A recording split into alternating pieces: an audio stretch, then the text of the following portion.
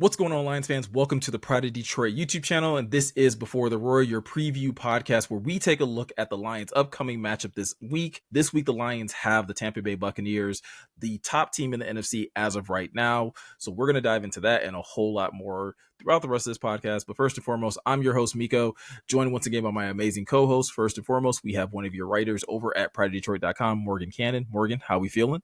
Better than I was feeling earlier in the week. You know what I mean? I'll say that. I was going to say, it feels like it's been a very emotional week for Lions fans. Whether it's the Brian Branch news, whether it's the video that the NFL put out about Brian Branch, like there's a lot of emotions out there this week. But awesome to have you here, being able to put this podcast out on a Saturday morning when everyone is hearing it. Brandon is our other co-host that's joining us, our other co-host that's joining us today. B-Nap, how you feeling? Feeling pretty good. You know, it was interesting to see the Chiefs get X-Pac heat. If you don't know what that is, you can Google it. But yeah, I'm just ready for Tampa Bay. It's been a long week. Ready to move on. I was gonna say, I think that's the one downside of coming off of a loss is you have to wait. Well, coming off a loss and you don't play until Monday night is that it's that much longer until you can kind of get that redemption and kind of, get that bad taste out of your mouth. And the Lions are going to be looking to do that after coming off of a pretty disappointing loss against the Kansas City Chiefs in week 6, falling to 4-2 on the season. Morgan, I'll start with you. Just before we jump into Tampa Bay and look ahead, what were just some of your takeaways from that game that you're hoping that the Lions kind of learn from going into this upcoming matchup? No, I got a lot of feelings, man. It's been a brutal, 4 or 5 days on social media. So if you guys are listening to this, you probably feel somewhat the same way. But it was a frustrating game, man, because for a little bit there, it felt like the Lions were in control. I do think the amon-ra drop was really big. You know what I mean? I'm not putting it on him. He's one of the best players in the league.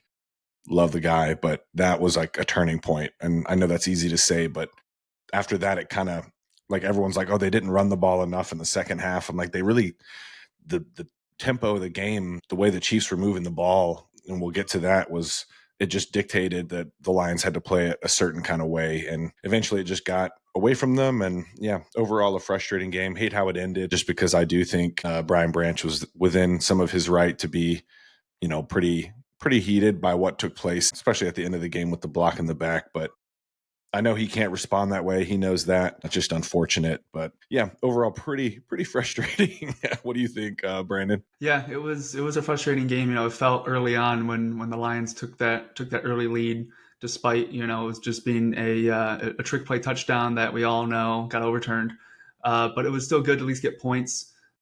Then, like you said, that drop on amon-ra was huge. I really felt that was the turning point. Because even if he does catch it, the Lions don't, get a touchdown, at least get a field goal. This game's different. So I really believe this team needs to play a complete game this week. The offense needs to kind of figure some things out. Defense, it's going to be, another light box outside the secondary. Who knows if Kirby plays? Branch ain't playing. There's injuries at cornerback still. But the Chiefs game just kind of seems like a diet Packers game where that isn't who the Lions are. But it wasn't as bad as the Packers game, Meko. So that's kind of my overall, I wasn't frustrated at the end just because it was just they didn't play well. I was expecting, even though I predicted the Chiefs to lose in our podcast, once those injuries kind of reports came out later on in the week, I was like, oh, okay, never mind. I'm going to flip the script here. Yeah, and I think that's one of the things that I can at least look forward to in this upcoming week is the injuries are going to kind of balance themselves out between both Tampa Bay and Detroit this week. Yesterday I heard people calling the game between the Steelers and the Bengals the icy hot bowl, the old man bowl, you having two old quarterbacks battling it out. I feel like Monday night could be the battle of the injury reports because both of these teams have a laundry list of guys that are either limited in practice or just not practicing. And I think that's going to really make this matchup on Monday night very, very interesting. But Tampa Bay is coming in on a pretty hot start, guys. I mean, they're 5-1 on the season, currently the top team in the NFC. And I don't think that should be too surprising to people. Tampa Bay under Todd Bowles has been playing great football the last few years. I think there were a number of people that probably assumed that this team would probably take a number of steps back once Tom Brady and a number of those other pieces kind of walked away from this team, so many years ago. But Baker Mayfield has stepped in there. And this team has just continued to be steady along the way. I do wonder, though, considering how many times the Lions have seen Tampa Bay over the last few years, Is it fair to like say that this is a rivalry at this point? Like, I feel like Tampa Bay is very close to being moved back into the NFC North based on how many times we've seen them the last few years. Yeah, man, let's kick it to like the NFC Central days, like when Barry used to go crazy on the Bucks and when they were wearing the creamsicles. It's a good look. No, I'm playing. I do think it is a bit of a rivalry though, because the divisional game in 2023 was a close game until the very end, with Derek Barnes picked off Mayfield to seal it. And then last year, that was a tough game to watch, man. When they it was week 2, right? It was the Lions' first loss, and then they didn't lose for a while after that. But yeah, that was a tough pill to swallow. Todd Bowles seems to always play Jared Goff well. It was good to hear John Morton talk about, he was like, yeah, I haven't been sleeping well. I got to play Todd Bowles this week. So, and his media availability. So yeah, I think it's a little bit of a rivalry, and I hope they wear the creamsicles. But do you think it's a rivalry, Brandon? Yeah, I'd say it's got enough a little bit of a history behind it. We obviously have the NFC Central days, but I really feel like these last 3 matchups have had some drama with it. Even if you go back to the game before the divisional game in 2023, in the regular season, I just remember that really good block. I want to say it was by Khalif or Craig Reynolds on that Jahmyr Gibbs run. That was great. So Tampa Bay, got their revenge last year, in Detroit. So that was a big win for them. And I do see this kind of as a diet rivalry. We don't know, the fan bases are good with each other. There's no players on Tampa I really hate, so it's not like a hatred. It's just a fun, good rivalry outside of the division. Yeah, it's the one rivalry that's like outside of the division that I don't mind seeing. Like, I don't. It's getting a little old seeing Tampa Bay all the time, but it always is like a very competitive game.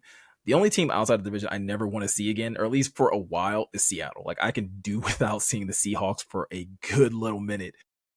But I mentioned it a little while ago. Both of these teams have a laundry list of injuries.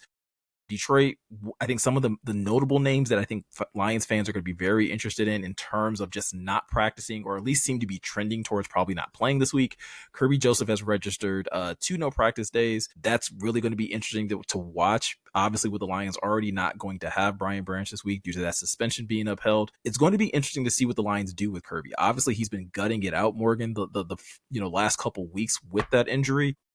But we even talked about it before we jumped on here. Like, I think the Lions do have a pretty big decision on their hands on whether or not they're going to continue to allow Kirby to kind of gut it out, especially considering the fact that they won't have Brian Branch. Avonte Maddox is another person who's dealing with a hamstring injury who has also not practiced the last 2 weeks. If you're looking at Brian Branch, or I'm sorry, you're looking at Kirby Joseph, like, what is your gut feeling on what the Lions do with him going into this game? Part of me wants to believe that they don't want to have both their starting safeties out while their 2 starting corners. It's just, we kind of saw against the Chiefs, right? Like what lack of continuity and chemistry and communication can do on the back end. The Chiefs weren't running anything crazy. When I watched the film, it was a lot of pick plays, a lot of man beating concepts, just to, maybe get like a little bit of separation off of a rub route, and then Mahomes puts it on the money, and then they pick up 15 yards after the catch, and they did that over and over again, hit them with the screens on the perimeter. And while I don't think Tampa Bay has the skill set or the skill players Kansas City does, especially right now that with them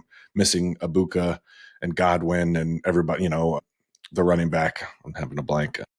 Bucky Irving. Yeah, Bucky Irving. Thank you. So yeah, it's a different matchup, but like you talked about, Meko, Baker Mayfield, like they're playing well, and they've won some games by the skin of their teeth, but they're still winning games. And Baker Mayfield's probably playing the best football of his career. Someone I hate playing against, to y'all's point, like Seattle. Yeah, the Bucks might be my Seattle. I'm pretty sick of it. I will say though, like on the positive side of things, like while it is a little concerning to not have Kirby possibly playing this week and possibly having another week where you don't have Avonte Maddox, I think some things that are pretty encouraging.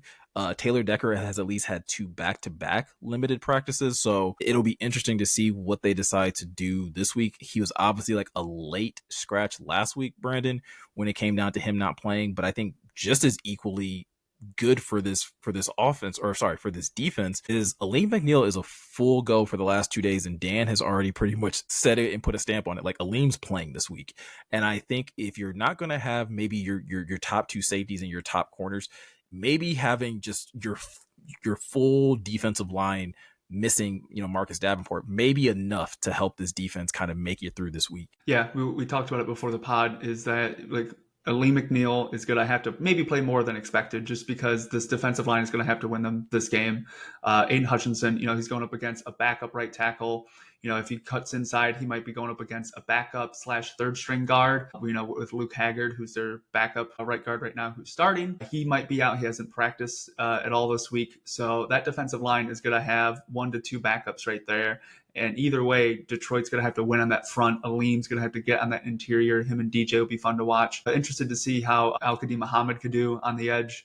But like you said, Aleem's going to have a big impact, I think, bigger than we expected for this week. And going into the bye week, I think he'll probably be back up to his full strength, maybe even the week after. And I think, again, having Aleem coming back, Zach Cunningham, again, backup linebacker, was a full participant in practice these last couple of weeks. So again, maybe having a few more rotations and having a few better matchups when it comes down to your linebacker core could be really helpful. But I think another thing that's going to be helpful, Morgan, when it comes down to Detroit's defense, is that they are going to be going up against a very hampered Tampa Bay offense, right? You mentioned Igbokwe has been out with a hamstring injury the last couple practices. Mike Evans had a limited practice on Thursday, but a no practice on Friday.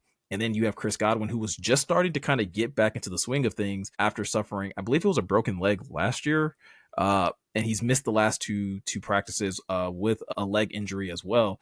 And then on top of that, you have Bucky Irving, who is still continuing to labor through a foot and shoulder injury, also not practicing. Not to mention Cody Mock went on a season-ending IR with a knee injury. Luke Godecki is on IR, which again, one of their other offensive linemen is on IR with a foot injury. He's likely to come back at some point in the season. And then Brandon, like you mentioned, Luke Haggard has also not been practicing with a shoulder injury. Like, as concerning as it might be for Lions fans to look at this defense that's going to be missing 2 of their starting corners and potentially 2 of their starting safeties, this is going to be a very duct tape job offense that they're going to be looking at on Monday night. Yeah, man, it's that's why it's kind of been impressive that they're still winning games. And I think we as fans sometimes get tunnel vision. And I know the Lions are banged up right now, particularly in the secondary. But Meko, you just rattled off a ton of their all their skill players from what I've gathered. I try to follow smart people from different teams during the week. And from what I've gathered, the only one who really has a shot at playing out of all those skill guys is Mike Evans. Godwin, they tried to bring back too soon, from what I gather, and it did not go well. So now he's back on the shelf for a little bit, is what it sounds like. And Igbokwe is not going to go. Bucky Irving's not going to go. They already said those 2. It was Todd Bowles, I think. So, yeah, to your point, Meko, they are. It's going to be a subdued product, but they still Baker Mayfield, I don't know what he's doing, man. There's been highlights where you think he's dead to rights and he spins out of it. He's a competitor. I give him, I don't like playing him, but I can't hate on the man.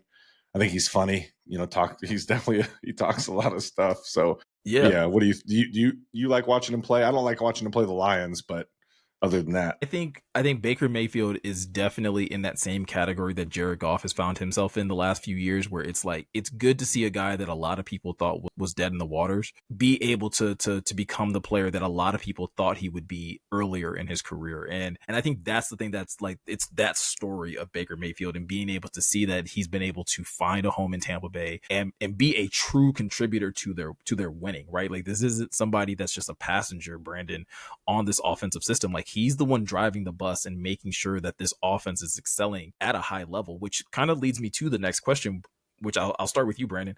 How do the Lions try to slow Baker down? Because he's playing at a really high level right now. We're talking about over 1,500 passing yards, a 66% completion percentage, 12 touchdowns on the year, only 1 interception through 6 weeks of the season. How do you limit him, even if they are missing all these offensive weapons? Yeah, before I get to that, I do want to add on to the Baker just hype. I was just surprised that Cleveland let him go, because he was the first quarterback Cleveland had in a while that I was like, wow, he could actually be their quarterback. Let's get rid of the list of the quarterback jersey. He's their guy. And when they got rid of him, I was like, that's not good. And even if he struggled in Carolina and LA, I'm like, he's going to get a chance, and he's been doing well. But I think, sure, he's not as fast as Lamar Jackson, but he's got a similar play type with him and Patrick Mahomes where you got to crush that pocket. And he will stand in that pocket. I saw that touchdown pass. I think it was to Tez Johnson or Cameron Johnson. There's two Johnsons, but he threw a deep shot and there was just, everyone was just surrounding him and he still didn't care, YOLO balled it. And it was just a miraculous catch. So you got to get him, keep him in the pocket, but make sure when you get him, you tackle him. He's a tough dude. He is not easy to bring down. So that's the best thing you can do is just collapse, and limit those opportunities. And what I think he's going to do now that he's down even more weapons, he's going to probably try and find any kind of play he can make, whether it's a contested catch, he might risk it. He's not afraid to throw YOLO balls anywhere. But I think he's going to use his legs more this week. I think he's going to say, no one's getting open. His best wide receiver this week could be Sterling Shepard. And if he can't get open, he's just going to run everywhere he can. So if Detroit can contain him in the pocket, Morgan, I really believe that's the best way that they're going to win this game. As I prefaced earlier, it's going to be on the defensive line to win them this game. Yeah, what'd you say earlier, Meko? You said Hutch got to put the cape on. I said the mask Cape, too. The cape, the mask, the shield. Tights. If we're going the Captain America route, like whatever you can get, put all of that stuff on this week.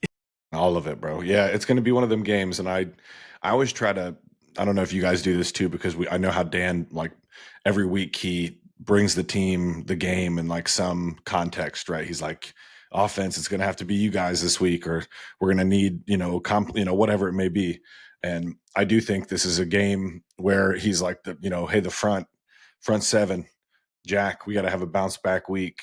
Anzalone, bounce back week. Like everybody, we need a good game from you guys. Because like Brandon said, he's tough to bring down, man. He's only like 6'1", I want to say. He's not a big guy. So to your point from earlier, I hope Aleem can get some, even if it's like 20, 25 snaps, that'd be great because he's a certified interior pass rusher. You know what I mean? And the Lions don't really have that right now, without him. So now that he's back, I'd really like to see, because that would be tough for Mayfield to deal with. And then if he does try to bail, that's where Hutch could rack up 3 or 4 sacks and put the cape on, like Meko said. Yeah, and this is, again, we talked about how banged up Tampa Bay's offensive line is at this point. Baker's already been sacked 10 times this season, right? So, like, again, through 6 weeks, that's just under 2 sacks a game if you're kind of like averaging it out. And if I remember correctly, guys, the last time Aiden Hutchinson played against this Tampa Bay offensive line, like he had 3 sacks on Baker in that entire game. So this could be one of those matchups where, again, if you're already banged up, the Lions are going to be very smart, I think, with utilizing him. And they're not just going to keep having him go one-on-one with Tristan Wirfs all game. Like, they are going to try to exploit mismatches and things of that. And not to mention, Al-Quadin Muhammad has been very good at creating pressure on his own. But I do think this is one of those games where, potentially Aleem could really have a really big impact, even if he's not playing every single snap and necessarily being the starter. Rotating him in just on passing downs, which, again, if you can get to 3rd and long situations and you bring DJ Reader out, I'm very much interested to see the Tyleek Williams, Aleem McNeil tandem in the middle of that defensive line. But with that said, Morgan, it does present an interesting situation, like we talked about with Tampa Bay being so banged up offensively. Like, who do you think, which defensive unit has, quote unquote, the advantage, or is going to have a better chance of taking advantage of the lack of weapons that Tampa Bay has? You have that front 7 or this makeshift secondary that the Lions are going to be kind of rolling out on Monday night. Who do you think is going to have a better chance at taking advantage of the missing pieces that Tampa has? I think it's got to be front 7 all day. Like, they don't run the ball well. So my thought process is, if the Lions can score, early, they can really dictate the pace of the game, because they're not really good at running the ball in any metric. They're 16th in pass protection according to PFF, so kind of middle of the pack there. But like Brandon said, if they're down there to their 3rd string right guard and they kind of have this offensive line taped together similar to the Lions secondary at this point, like it's bad. Besides Wirfs, really, like they're really, and Barton's out at center now, so there's a lot of meat on the bone for the defensive line. Like, it could be a game where pin your ears back, because Mayfield's going to be sitting in like 3rd and 8 plus for most of the evening, you know what I mean? And that's where, like Meko said, was it 3? Wasn't it like 4? I thought it was something absurd, like 4 or 5 sacks, but it may have been wrong, 4. I may have shorted, and they lost that game. Hutch. Because it was like a meh, like no one really celebrated it because they lost that game to Tampa. But yeah, you just reminded me. That's a good point. Yeah, and I think, Brandon, when you look at the secondary, like you mentioned it already, like the Lions are going to have to really be focused on Sterling Shepard, Tez Johnson as well. But I mean, looking at how the Kansas City Chiefs really attacked this defense last week with their tight ends, Travis Kelce, like kind of almost having a resurgence of sorts, hasn't, I think this is another one of those games where whether it's Alex Anzalone or Jack Campbell or whoever, like keep eyes on Cade Otton. Like this could be one of those games where he kind of just pops off and carries the load for this passing attack. Yeah, the Lions have been known to have kind of struggles of covering tight ends, and Cade Otton isn't a magical unicorn. He's nobody special. But Anzalone and Jack Campbell are going to have to make sure that he's contained as much as he can, because they're going to rely on him and Sterling Shepard to kind of lead that offense, at least through the air. Rashad White on the ground, he's done better than Bucky. He's finding the end zone, but still, it's going to be Cade Otton, Sterling Shepard. I don't trust the Johnson brothers, not brothers, sorry, both last name Johnson. Don't trust him. Don't trust him enough. I really don't think, Cade Otton's going to do too much, but if you ignore him, he can do some damage for you. So I really think Detroit's got to make sure they keep their focus with their linebackers on them, because like you guys have been saying, they're not good at running the ball, so you don't have to load the box up. You can kind of spread them out, keep them in base, and you can do your damage. And I need Anzalone to get back to his like tight end erasing days of last year, because that's where they were killing people. Because like Hawkinson, remember the last game, like he just deleted him, man. So, and if he can get back to that, that'd be big, because I do like Otton could be someone that could work the seam and make life a little bit easier for Mayfield when the Lions ultimately do try to heat him up. But part of me is like, they might not blitz a lot again. I know the rates have been down a little bit over the last couple weeks. And that shows me at least Kelvin Shepard's like, okay, I realize what I'm working with here, and I'm not going to stick with one philosophy. So I think that's a good sign. But like you talked about, Meko, hopefully if the Lions can generate a lot of pressure on those third and longs with only like rushing 4, maybe 5, I think they'll be cooking, and like they'll do enough defensively to subdue this offense for most of the night. I feel like one of my biggest takeaways from this segment is that Brandon doesn't believe in Johnson & Johnson as a wide receiver tandem. Maybe a great product. I mean, he does not believe into it. I mean, whichever one it was, I believe it was Tez. I remember just swearing, just being like, "Oh my god, like what a catch last week!" So if he can do that, that's a little worrying. But I'm not too pressed. He was the one that thought that the MVP chants were for him. Yeah. Did you guys see that? He's hilarious. Yep, I did see that. All right, someone guys, corrected that was for Baker.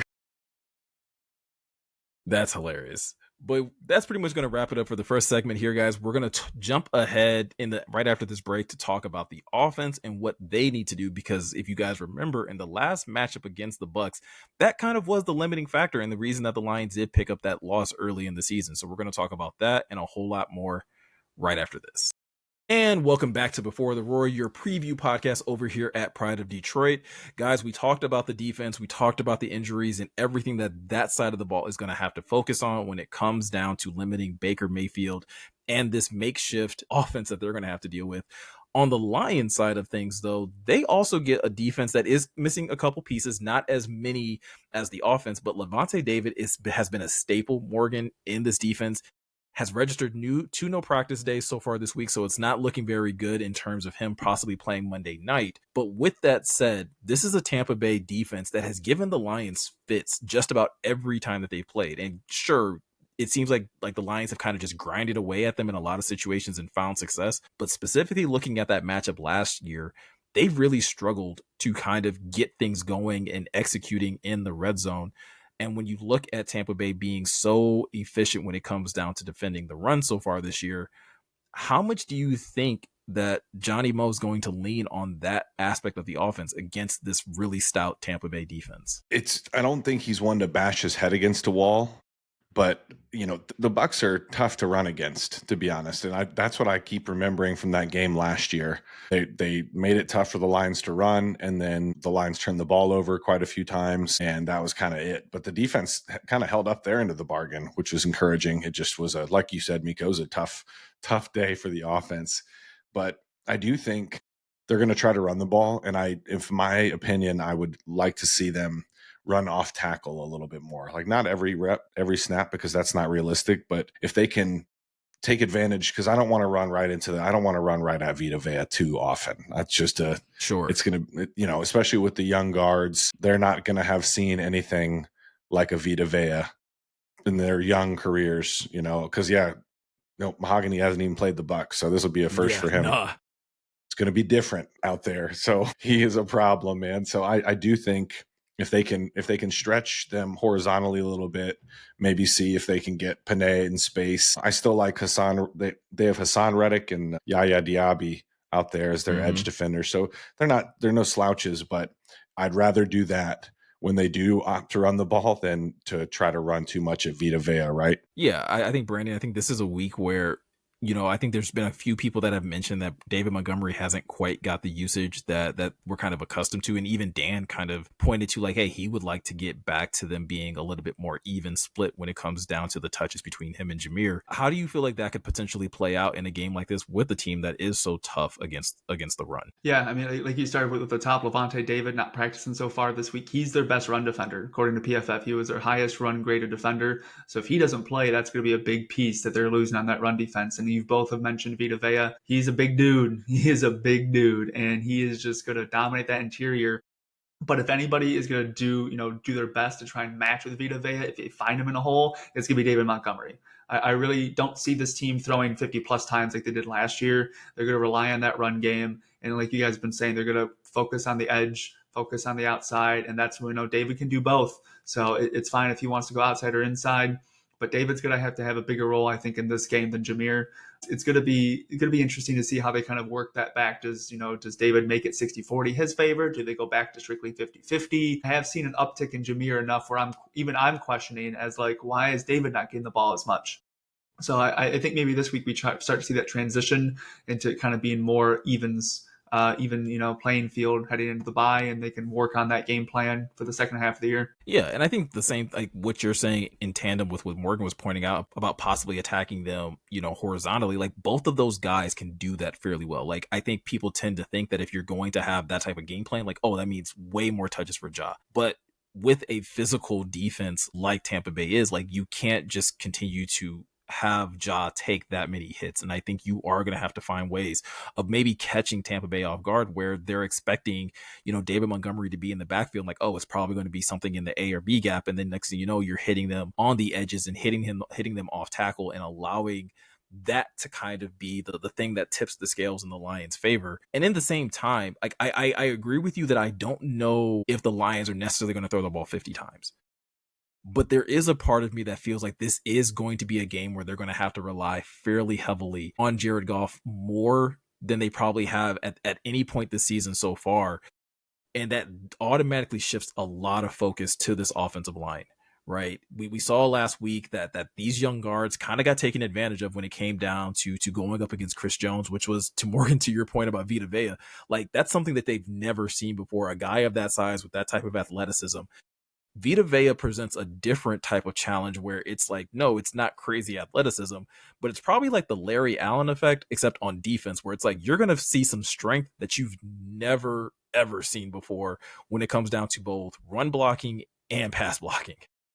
Yeah, man, Vita Vea is something out of a cartoon, to be honest with you. Like he's right there with Panay in terms of just freakiness, different athletes and different movement skills. But like Dan talked about it at the top of the week, like he was like, yeah, he's fast he gets off the ball and he's just that massive. It's a problem.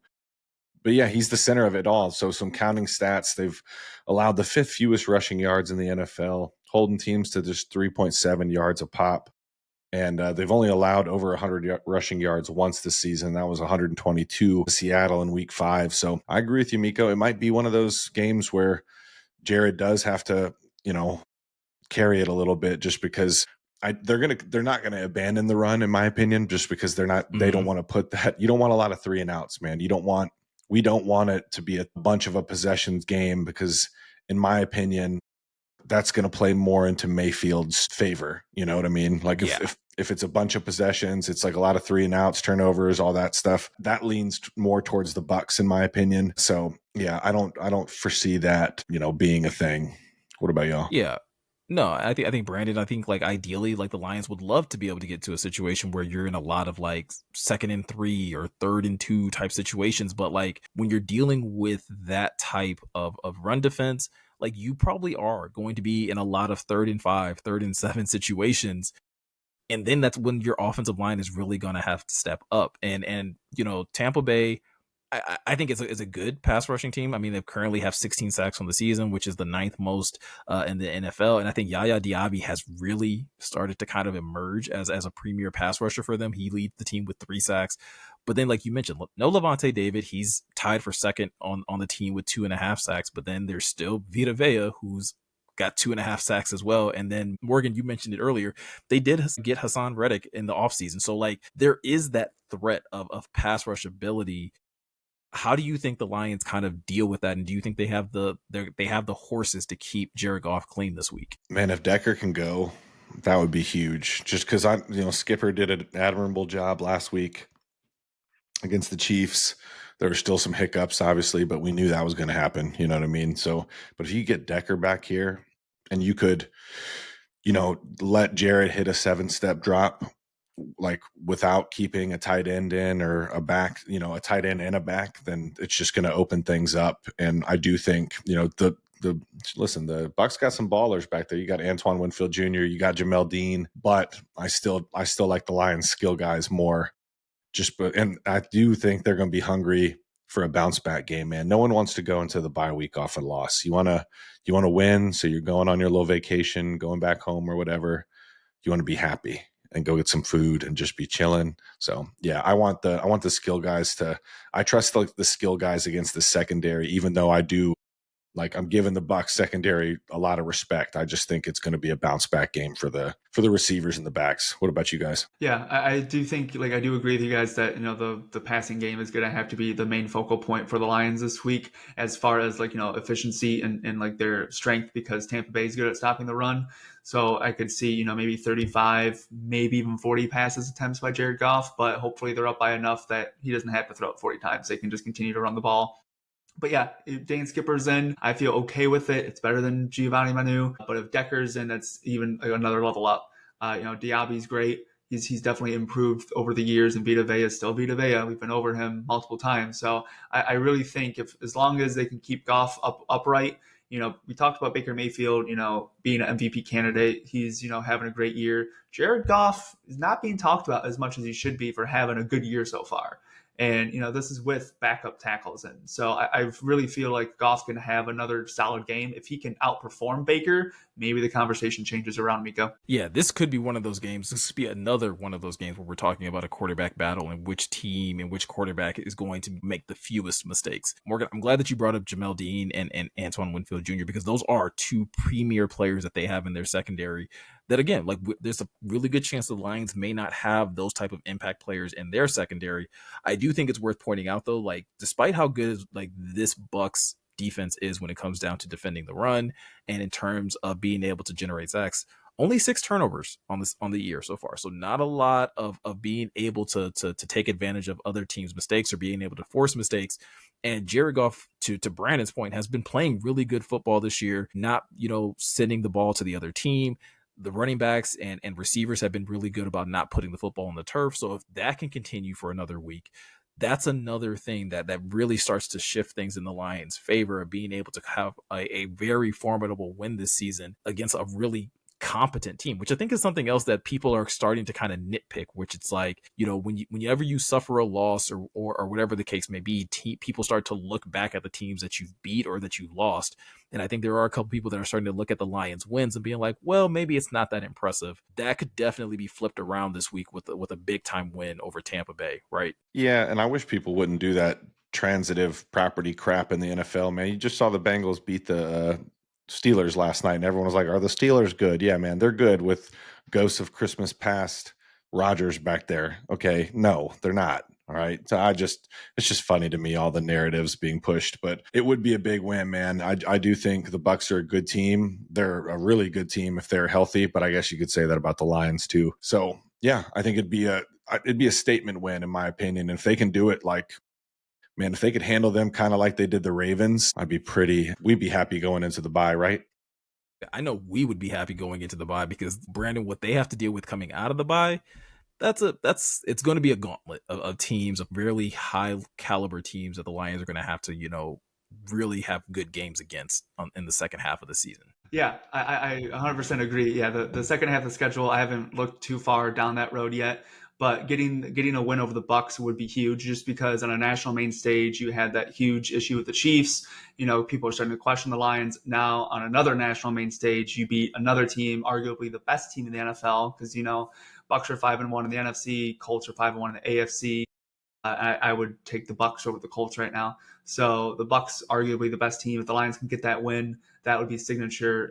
Moving on to that bye week where they can get some rest and get ready for what is that gauntlet of the second half. Absolutely. So let's move on to our X Factors portion of the podcast. Morgan, I'm going to start with you. Who do you have as your X Factor for both the offensive side as well as the defensive side of the football? I'm going to go Waymo for the offensive side of the ball. And just because I do think it's hopefully going to be one of those games where his stat line is something crazy. I don't think his targets are going to go up or anything like that.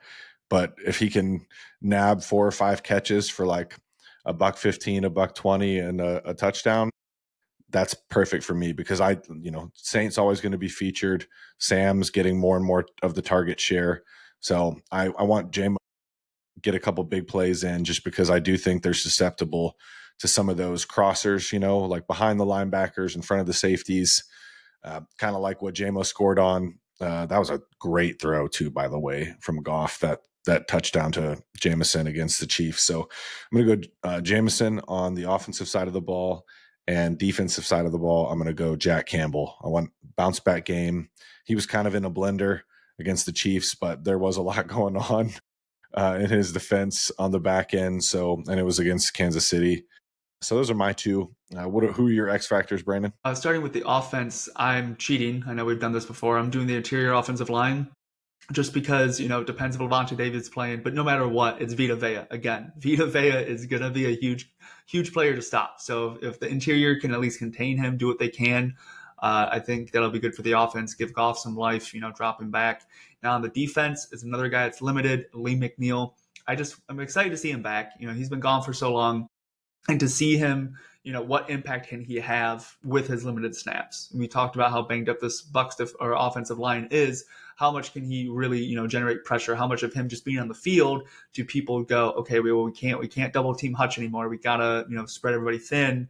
How much does that really impact the team? And I'm excited to see him back. Get that workload up and get ready for the second half of the year. So Meko, who you got? Before I give mine, I'm glad that you brought up the entire interior offensive line, because I feel like this interior offensive line has been, for the most part, like gotten very lucky in terms of their matchups. Like Chris Jones was something that I think we probably overlooked, and to a certain degree. I know we did touch on it because I think that was my X factor last week. But I think this is one of those games where, like, for the first time this season, I think we're really going to see the impact of not having Frank Ragnow in this, as playing center and being able to go head up with Vita Vea, and where you probably are going to have to send double teams his way, more than likely. And what is that going to do for the rest of this offensive line? And how does Todd Bowles decide to attack this offensive line? Does he decide to get super aggressive and try to send more players than the Lions offensive line can block? So that's a really good call, Brandon, in terms of the interior offensive line. But first of all, my offensive X factor, I am going to go Jared Goff. I think this is, like I said, I think this could be the game where Jared has to do a little bit more, and there's going to be a lot more expected for this entire offense. And I think that is going to probably start more so with Jared Goff, because I think they are going to just have trouble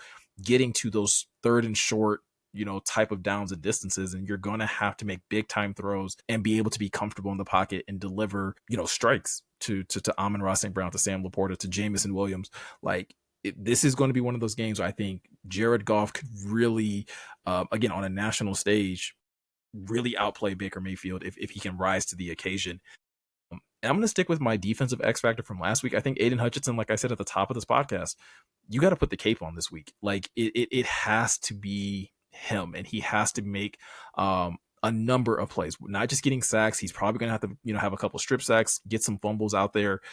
We talked about Baker Mayfield, kind of being short in stature, like whether it's a batted ball or whatever the case may be, like Hutch is going to have to be like on his P's and Q's. I think one of the plays that sticks out from last week's game, I think it was one of the first plays, is like him crashing down on an outside zone play, which is very uncharacteristic of him. Like, I don't think he can afford to have those kind of plays this week. He's going to have to be the guy that's truly leading by example and getting the rest of this defense to kind of follow his lead. So with that said, let's start to transition over to score predictions for this week. Currently, the Lions are 5.5-point favorites according to FanDuel.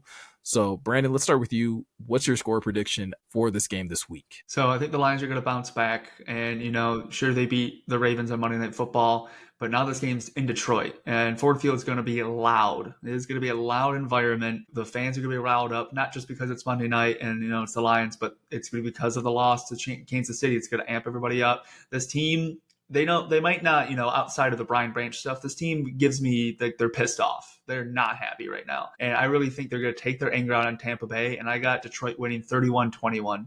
So I think they're going to win by double digits, Morgan. I'm not sure how you feel, but I'm thinking a big Detroit win Monday night. I love it. I'm going to love it. But yeah, I'm going to go. I like that. I thought about going, 10 plus 2, just because I do think they're going to be mad, and it's lined up well that they have the bye. Like we talked about, they want to get a win and go into the bye in a good mood. I'm going to go 30-23. I don't, whether it's a late touchdown from Tampa Bay. I don't think Mayfield's going to go down without a fight. He's playing that way.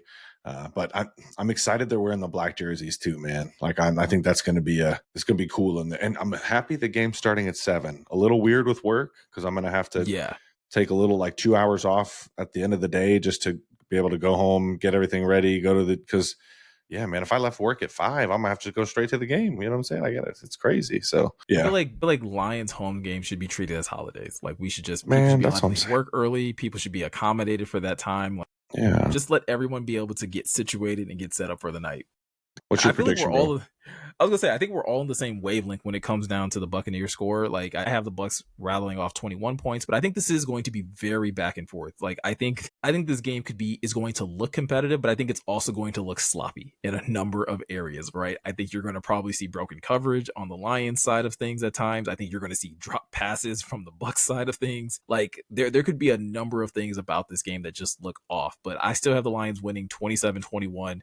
Like I said, I think it'll be much more back and forth. Once again, another competitive outing between these two teams, but I don't think it's going to be the cleanest football that we've seen on Monday night. And I think at the end of the day, Dan Campbell will take a gritty, not so clean win going into the bye, and this team kind of needs that. But I do kind of resonate with both of you, with you guys talking about like a lot of the stuff that's come out this week, whether it's mostly from NFL media. I think that's going to kind of light a fire under this team, and I think that could be the exact battery that Aiden Hutchinson, specifically on the defensive side, could use to put that in his back and kind of get after Baker and kind of take out a lot of the frustration that this team probably has collectively out on the Tampa Bay Buccaneers. So with all that said, guys, that is going to do it for your preview podcast this week. As you guys heard, we talked about the things that the Lions defense needs to do to combat Baker Mayfield and the offense. We also broke down everything that the offense is going to need to do to be able to continue to perform at a high level. And we also talked about our X factors as well as gave our score predictions for the week. So if you are looking for any more additional Lions content, you can always head over to prideofdetroit.com.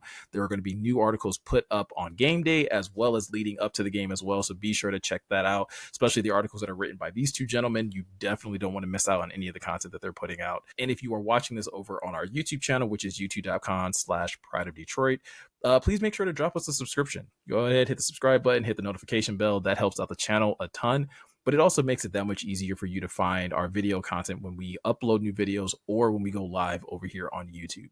So with all that said, I'm Meko. He's Morgan. He's Brandon. Thank you guys for taking the time to watch, and we'll see you guys in the next one.